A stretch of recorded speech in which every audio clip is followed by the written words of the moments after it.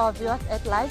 I am your anchor, Nkateko Mabunda, bringing you the top stories of the week. Let's dive right into them. President Ramaphosa pushes for a permanent seat in the UN Security Council. Fana Mokoena resigns as a Member of Parliament again. Soweto community grieves the sixth child's death due to food poisoning. Let's unpack these headlines together in the studio. Welcome. In a recent address to Parliament, President Cyril Ramaphosa called for urgent reforms of the United Nations Security Council, highlighting its outdated structure since 1945. He criticized the lack of representation for Africa, Rome's 1.3 billion people, and the absence of a permanent seat for the continent.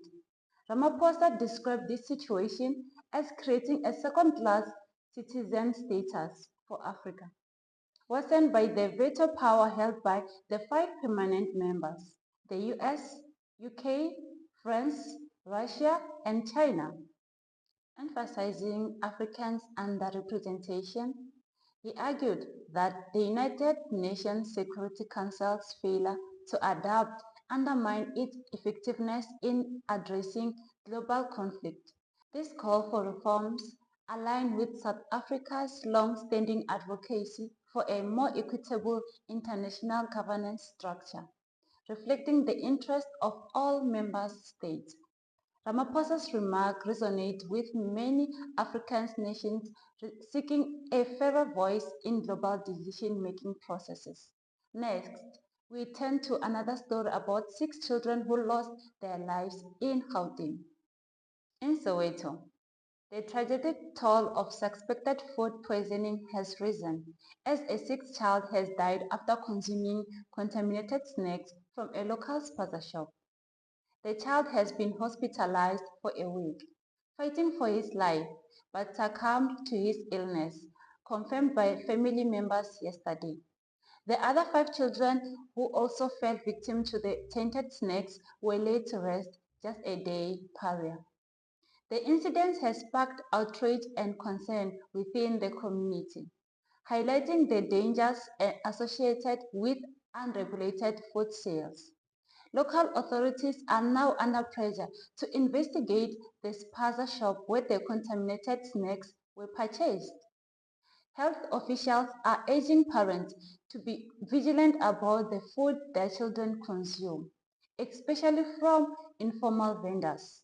This heartbreaking event serves as a grim reminder of the potential risk involved in buying food from unlicensed sources. As investigation continues, community leaders are calling for stricter regulations and oversight over food safety standards in informal markets. They emphasize that ensuring safe food practice is essential to prevent further tragedies.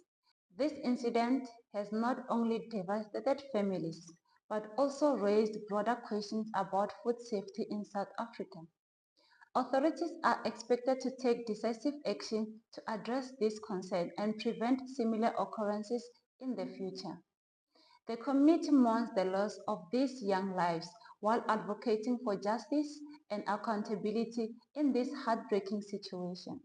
Let's take a quick break. We'll be right back.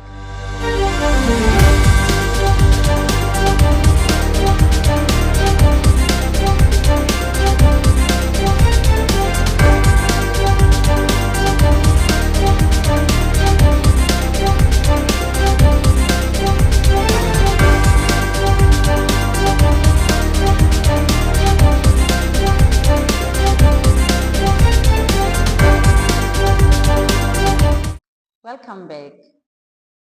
The former EFF Member of Parliament and actor Fana Mokoena resigned from Parliament this week, not for the first time.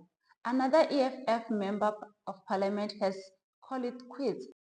Fana Mokoena has resigned 4 months after he was sworn in as an MP in the 7th Parliament.